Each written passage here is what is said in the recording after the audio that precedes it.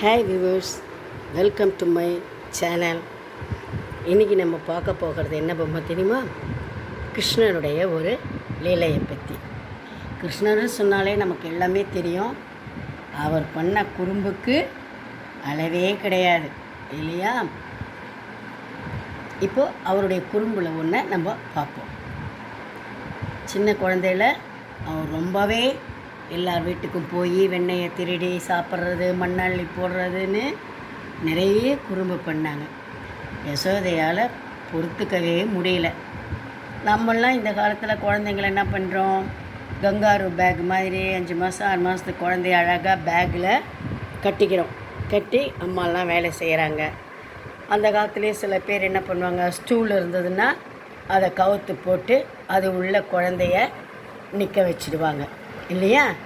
யசோதையும் என்ன பண்ணா, ஒரு தடவை அவளால் ரொம்ப தாங்க முடியலன்னு கிருஷ்ணரை கட்டி போட்டுட்டாப்பா.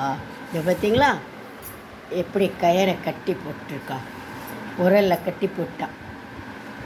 உரலில் கிருஷ்ணரை கட்டி போட்டுட்டான். அவர் என்ன பண்ணார்? அந்த உரலோடவே தவழ்ந்து தோட்டத்து பக்கம் வந்தார். தோட்டத்துக்கிட்ட கொல்லைப்புறத்தில் 2 மரம் இருக்குது. அந்த மரத்துக்கு நடுவில் அவர் சின்ன குழந்த புகுந்து உள்ளே வந்துட்டார். ஆனால் அந்த உரல் என்ன ஆச்சு? மரத்துக்கு பின்னால் இப்படி மாட்டிக்கிட்டு இருக்குது. அந்த உரல் மரத்தில் தாண்டி வரவே முடியலை. என்ன ஆச்சு? பாவம் கிருஷ்ணர் அப்படியே தவழ்ந்துக்கிட்டு இருக்கிறாரு. பார்த்தீங்களா அப்படியே இருக்கார் கிருஷ்ணர். இது என்ன மரம்? இவர் அந்த உரல் இப்படி இடிச்சுக்கிட்டு இருக்குதே மரத்தில், கிருஷ்ணர் வந்தாரா என்ன அப்படின்றதெல்லாம் நம்ம அடுத்த பார்ட்டில் பார்ப்போம்.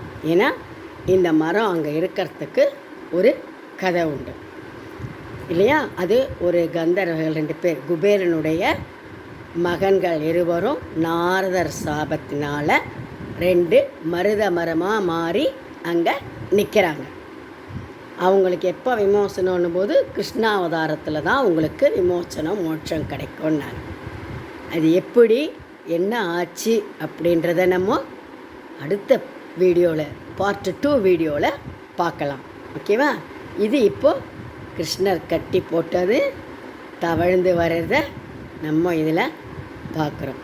உரலில் தவழ்ந்திருக்காரு பார்த்தீங்களா? எப்படி கயிறு போட்டு இடுப்போடு கட்டியிருக்காங்க இல்லையா?